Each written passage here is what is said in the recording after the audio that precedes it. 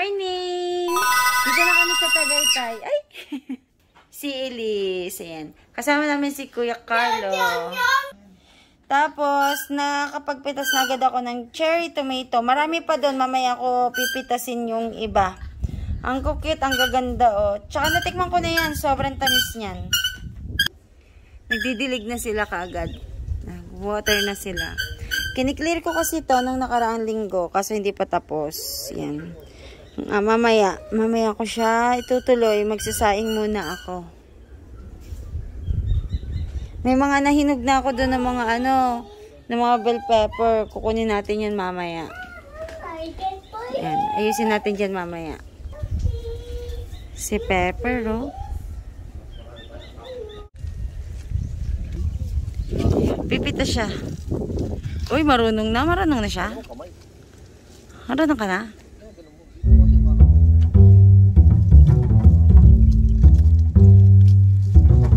Ay, hindi ko na.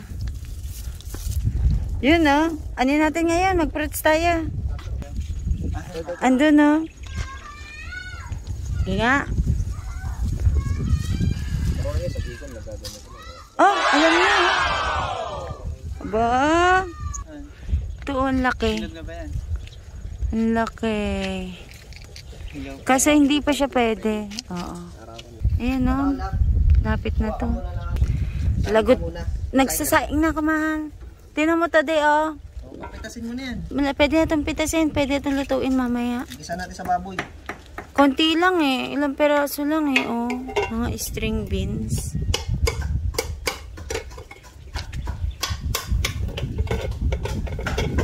Gawa ka na avocado. Hindi yung kamatis mo lang. Tayo ulit ng cherry tomato. Ayan, ang dami, oh. Ito pa. Ay, ito. Wala yung bugambilya ko. Kunin ko na lahat to. Ay, wala dyan yung bugambilya. wala, natatanggal. Andyan lang yun. Ito pa. Daming honeybee, ah. Oo, kapag may nagpo-pollinate sila. Galing nga eh. Hello, tuloy-tuloy ito. This one, oh. You pick this one, oh. Guntingin, bigyan sa gunting. Ah, wait lang. Get tayong scissor. Kinuha na niya. Hinila. Ito pa. Akin na yun. This one pa, oh. Kainin natin yan. Yung This one pa. Halika dito. Ito, oh. 3. 1, 2, 3. Oh, scissor mo. Pwede pa ba ito? Parang ano siya? Hindi. Hindi. Okay na yan pa yan. No, don't get tomato. Tingnan mo, baka kumuha ng ano. Baka kuha ng... Ito, nagdala kami ng avocado. Pero yung avocado, ito din yung hinarvest natin noong nakaraan. Nahinog na kasi. Doon, mamaya, sama ka namin doon. Oo, marami doon. Tapos, magbabalat ako ngayon ng avocado. Ayan. Tapos, ito yung hinarvest kanina. Kani-kanina lang na pinya. Ayan, sige, lagay mo na dyan. Mag-ano tayo, magpo-fruits tayo ngayong morning. Ayan. Sige, okay lang. Wala akong sa pen. Hindi, oh. Tapos ito, yung mais na binili namin sa daan. Naglilinis si daddy ng rep. Dinidepros niya ang aming rep. Kasi ordinary rep lang to eh.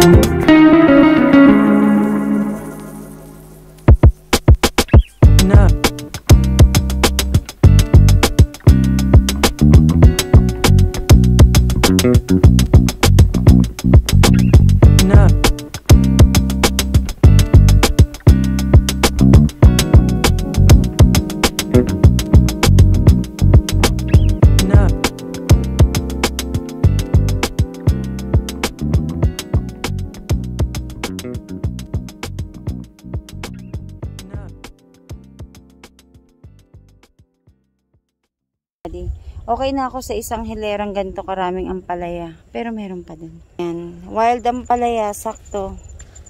Yan, kailangan natin to. Tayo ay magmumunggo. Yan. Nagbubulaklak na oh. Pag ganito, ano na to. Yan, saan kaya pinakapuno niya?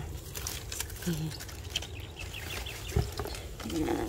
Saan kaya pinakapuno? Ito, kasya na to eh. Yan oh. Kasya na to. Yan. Napa tayo. Kuha pa pala. Yan. Yan. May mga bunga oh. May bunga siya. Pero hindi natin masyadong dadamihan yung ampalaya kasi ayaw ni daddy. Mapait na. Mapait. Kaya itong isang set lang na to na wild ampalaya ang kukunin natin.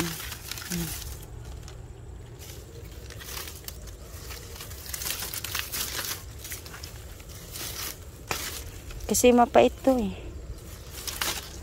Okay na to. Ganyan kadaming ampalaya. Tama na yan. Yan. Ampalaya sa tabi ng pinya. Ito tinatanggal ko to eh. Ganyan. Tapos, itatabo natin siya sa ano, dito sa pinya. Kasi, kapag naarawan ng pinya, naninilaw.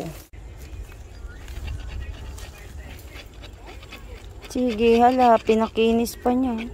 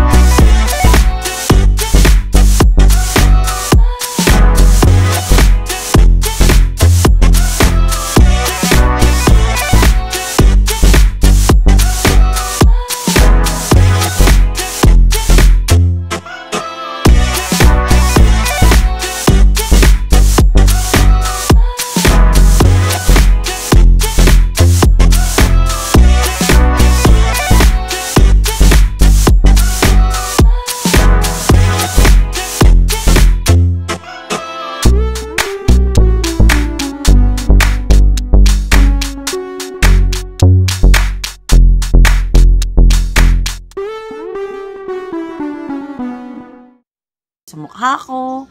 Ayan. Breakfast tayo. Galing si Daddy sa... Anong market yun, de? Tagaytay Market, no? Sa Tagaytay Market. So, ilang minutes ang biyahe nun dito. Malayo yun dito actually. Pero pumunta siya doon. Ay, oo. Kasi doon pa yung sa pababa, di ba? Yun yung parang pinakabungad ng ano, ng Tagaytay. Pag umakyat ka na doon, masasabi mo sa sarili mo na, ay, nandito na ako sa Tagaytay. 8 minutes daw niya biniyahe. Kasi nagkikrave talaga kami sa pandesal. Pandesal kasi doon, yun yung isa sa pinipilahan talaga ng mga tao. Tapos sarado kasi sila pag Sabado kasi sila ay mga Sabadista. Yun yung sabi ha. Ewan ko kung totoo. Yun yung sabi. May nagsabi kasi doon one time, no? Pag Sabado talaga sarado sila. So, oo, nagsisimba sila. Tapos, yung pandesal na yun, pag bukas yun, pinipilahan, tsaka mabilis talagang maubos yung kanilang, mura. Malunggay pandesal. Ano siya, sa susunod, magkakaroon ako ng vlog doon para makita ninyo yung pinaka-location kasi medyo mahirap i-describe. Pero eto yung kanilang pandesal. Eto yung pandesal na ube. May palaman to sa loob. May cheese to sa loob. Yan. Ano yun? Ubi cheese. Oo, ubi. Tapos ito, ano to de? Ordinary pandesal? Bakit dalawang balot? May ganito pa, oh. May hiwalay pa dito. Marami pala siya kasi binili. Yan. Tapos, partner na natin ng mainit na coffee sa malamig na panahon. Medyo malamig yung weather ngayon. Tapos, ayan, dairy cream. Hello, Mijit! Hello, Mijit! Hello, Jit! Ay, sus naman, ang cute-cute. Breakfast tayo, guys. Ayan. Medyo mahangin kasi. Mahangin ba, de? Tama ba? Oo, may... Pero ang lamig kasi kapag humahampas yung hangin. Oo, pag humahampas yung hangin, ano siya? Sa... Malamig. O yan, magdidilig tsaka magtatanim ako ngayon. Kasi last day ko ngayon sa pagtatanim. Pero sabi ko gusto kong mag-edit. Mag-edit muna din ako. So, breakfast na tayo. Maagang nag-harvest si Daddy ng pinya. Uy, nakailang ka na. May nahanap kasi kaming box. So, dito namin lalagay lahat ng pinya na nakuha. Ayan. Siyempre, i-arrange natin ng maayos. Ako lang nilagay yung mga pinya. Ayan o, yung mga nakuha. Kasi ang dami na talaga naghihinugan. Yan ang aking farmer Dooley. Maghahanap pa siya ng mga hinog. Kasi kapag hindi yan hinarvest, kakainin yan ng mga mababait. Akin na dito. Yan. I-arrange natin. Yan. Arrange ko. Wariwad ka man. Ito, ang laki nito. Sobrang laki. Oh, mga 1 dangkal, oh. May cut-cut dyan. Sa lamesa, mas malaki yun. Oo. Ano to, kapag nabenta to, guys, 150 na to dyan sa kasi mahal talaga ngayon ang pinya. Lang yan, mga 100. Ito, mga 100 pala daw. Kapag yung sasabihin mong mag-wholesale ka, pero pag pa isa-isa, ganun ang bentahan nila. Ano yung sa lamesa pa? Ay, laki niyan. Lapag mo na lang ako na mag-a-arrange. Yan. May butas yan. Ay, kainin na lang to. Yan o. Kailangan na ng mabait na daga. Yun yung iniiwasan eh. Sayang. So, ayan yung ating mga na-harvest. Tanggalin muna natin to. Ayan.